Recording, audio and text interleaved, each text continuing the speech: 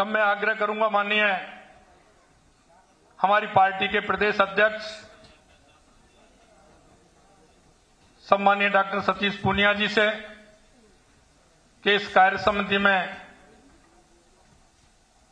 हमारे बीच में आपके आग्रह पर हम सबको मार्गदर्शन देने के लिए उपस्थित हुए माननीय हमारी पार्टी के राष्ट्रीय अध्यक्ष हम सबके मुखिया माननीय जगत प्रसाद नड्डा जी का आप स्वागत करेंगे। माननीय प्रदेश अध्यक्ष डॉक्टर सतीश पूनिया जी, और मैं आग्रह करूंगा हमारे कोषाध्यक्ष रामकुमार भूतड़ा जी वो भी आए हैं।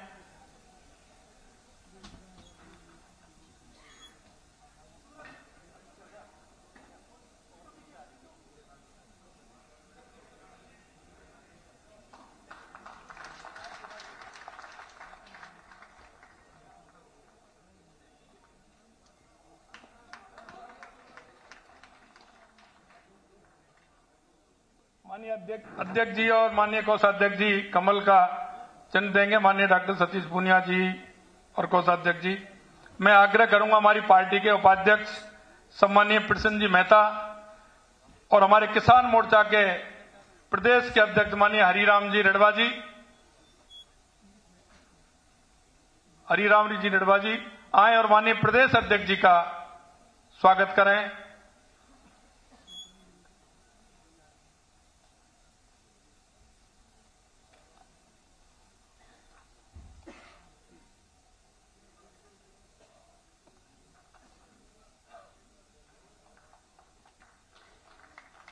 मैं आग्रह करूंगा माननीय मुकेश दादी जी हमारे बीच में आए और हमारे संगठन महामंत्री माननीय चंद्रशेखर जी भाई साहब का स्वागत करें।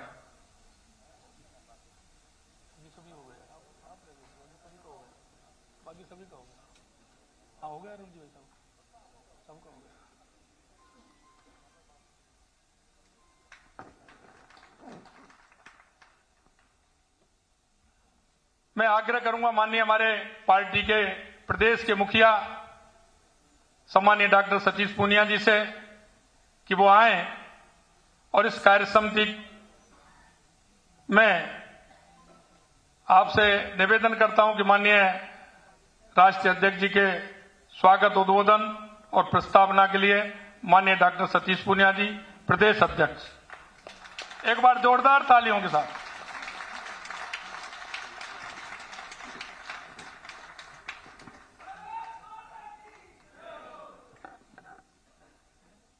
तालियां जोरदार नहीं थी तो नड्डा जी के स्वागत में जोरदार तालियां होनी चाहिए।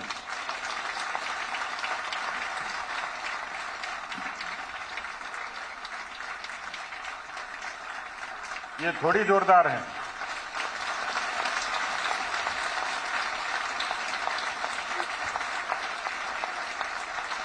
बोलिए भारत माता की, भारत माता की। भारतीय जनता पार्टी जिंदाबाद, बीजेपी जिंदाबाद, नरेंद्र मोदी जिंदाबाद, जेपी नड्डा जिंदाबाद, सारे नेता जिंदाबाद, सारे कार्यकर्ता जिंदाबाद, बीजेपी जिंदाबाद। आज के इस गरिमापूर्ण कार्यक्रम में प्रदेश भारतीय जनता पार्टी की प्रदेश कार्य समिति में हम सब के बीच में विशेष रूप से उपस्थित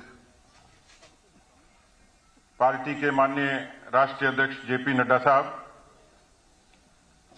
प्रदेश के प्रभारी सांसद और राष्ट्रीय महामंत्री हम सब के चिर परिचित आदरणीय अरुण सिंह जी, राजस्थान की पूर्व मुख्यमंत्री भैरव सिंह शेखावत जी ने जिस राजस्थान को बीमारू राज्य से विकासशील प्रदेश की श्रेणी में खड़ा किया, उसी विरासत को आपने विकसित राजस्थान के रूप में विकसित किया। ऐसे हमारी आदरणीय वसुंधरा जी, जिनकी उम्र और आवाज में बहुत बड़ा विरोधाभास है। जब मंच पे और सदन में बोलते हैं तो लगता है कोई 35 वर्ष का नौजवान बोल रहा है, लेकिन ऐसे हमारे श्रद्धेय नेता प्रतिपक्ष आदरणीय गुलाब चंद कटारिया जी, उपनेता आदरणीय राजेंद्र राठौड़ जी, अभी राजस्थान में बहुत सारे हमारे विधायक और सांसद कई जगह केंद्र की अनेक योजनाओं के उद्घाटन के लिए जाते हैं। इस पूरे देश भर में 2024 में मोदी जी के नेतृत्व में जिन्होंने घर घर नल पहुंचाने का संकल्प लिया, ऐसे हमारे जल शक्ति मंत्री आदरणीय गजेंद्र सिंह जी, हम सब के ही परिचित और बीकानेर की आवाज, लेकिन आजकल पौंडीचेरी में भी मारवाड़ी में भाषण देते हैं, ऐसे हमारे अर्जुन भेगवाल जी, हम सब के संरक्षक, बहुत सारे मेरी उम्र के लोग जिन्होंने युवा राजनीति से अपने जीवन की शुरुआत की, ऐसे हमारे पथ प्रदर्शक, सम्मान के योग्य आदरणीय ओम जी भाई साहब, आदरणीय चंद्रशेखर जी, भाई कैलाश चौधरी जी। कैलाश जी की उम्र पे मत चले जाना, आपने इनको बोलते हुए सुना होगा। हमारे कनकमल कटारा जी, पूर्व अध्यक्ष आदरणीय अशोक परनामी जी, पूर्व अध्यक्ष आदरणीय अरुण चतुर्वेदी जी, राष्ट्रीय मंत्री आदरणीय अलका जी, भारती बहन जी, हाँ मुझे दिखी नहीं उधर से, मेरी गलती होगी, इस गलती पे ताली बजा सकते हो। आदरणीय भारती बहन जी जो हमारी सह प्रभारी भी हैं, और मुझे पता लगा कि पन्ना प्रमुखों की योजना का विस्तार से वर्णन आपके बीच में किया है। हमारे प्रदेश के उपाध्यक्ष और चित्तौड़ के सांसद भाई सीपी जोशी जी, और जिन्होंने पार्षद से सांसद का सफर तय किया, ऐसे हमारे राजेंद्र गहलोत जी। आदरणीय अध्यक्ष जी, मैं क्षमा चाहता हूं कि आज विलंब हुआ और मैं सब कार्यकर्ताओं से भी माफी चाहूंगा। यहां पर उपस्थित सभी सांसदगण, विधायकगण, प्रदेश के पदाधिकारीगण, जिलाध्यक्षगण, जिला प्रभारीगण और कार्य समिति के सभी सदस्यगण, जिला प्रमुख, मेयर, ये प्रदेश की पहली कार्य समिति, आप सब लोग पधारे, लेकिन इस विलंब के लिए मैं क्षमा चाहूंगा। मुझे अंदाज नहीं था कि आदरणीय नड्डा जी के लिए हमारे सभी मोर्चों के, पार्टी के सभी विधानसभाओं के, जयपुर शहर के इतने जोश के साथ उनका स्वागत करेंगे, और उस विलंब का कारण भी वही था। आदरणीय अध्यक्ष जी, ये वो समूह है जो अलग अलग उम्र के हैं, अलग अलग रंग के हैं, अलग अलग भौगोलिक परिस्थितियों से आते हैं, अलग अलग जिम्मेवारी पर हैं। भले ही राजस्थान में हम लोग विपक्ष में हैं, लेकिन बूथ से लेकर जिला तक एक मजबूत संगठन को अपने परिश्रम के पसीने से खड़ा करने में इस मेरे समक्ष सामने बैठे इस समूह ने साबित किया है। सरकार जब विपरीत विचार की होती है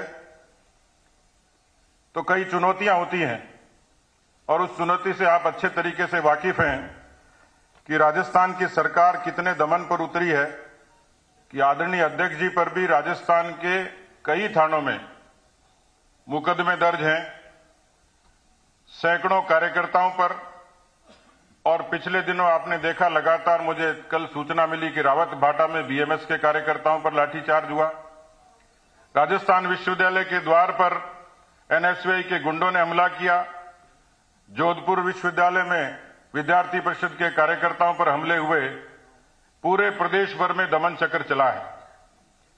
मैंने सत्ता के मद में डूबी ऐसी अहंकारी सरकार आज तक नहीं देखी, लेकिन आदरणीय अध्यक्ष जी, इन सब के परिश्रम के बूते पर विगत दिनों पंचायती राज के चुनाव हुए। 4.5 करोड़ मतदाता राजस्थान में हैं, 2 करोड़ 41 लाख मतदाता उसमें शामिल थे, और भारतीय जनता पार्टी को पंचायती राज चुनाव के इतिहास में पहली बार विपक्ष के नाते 21 में से 14 स्थानों पर जिला परिषद जीतकर हमारे इन सब लोगों ने अपना दमखम दिखाया है। आदरणीय अध्यक्ष जी, मैं लंबी बात नहीं करूंगा, लेकिन जैसे हिंदुस्तान के बारे में कहा जाता है कि सारे जहां से अच्छा हिंदुस्तान हमारा, एपीजे अब्दुल कलाम साहब के बारे में एक छोटी सी बात हमेशा मशहूर है कि उनका जब राष्ट्रपति के लिए नामांकन तय हुआ तो उस समय के प्रधानमंत्री कार्यालय के मंत्री ने पूछा कि कलाम साहब, आपके लिए कौन सा मुहूर्त ठीक होगा। बेहद खूबसूरत जवाब दिया। उन्होंने कहा कि मैं एक मछुआरे के घर में पैदा हुआ और पूरे विश्व के सबसे बड़े लोकतंत्र का मुखिया बनूंगा। ये सौभाग्य कहीं मिल सकता है तो भारत की धरती पर पैदा होने पर ही मिल सकता है। ऐसी खूबसूरत भारत की धरती और हम सब का सौभाग्य है कि इस धरती पर आज विश्व के सबसे बड़े राजनीतिक संगठन के मुखिया के तौर पर आप राजस्थान में पधारे हैं। राजस्थान वो धरती है जहां जीवन उत्सव है। Rajasthan where life is celebration. रंग बिरंगी धरती, अनेक किस्म की भाषा, संस्कृति, बोली, और इस विरासत को शक्ति और भक्ति की धरती कहें तो अतिशयोक्ति नहीं होगी।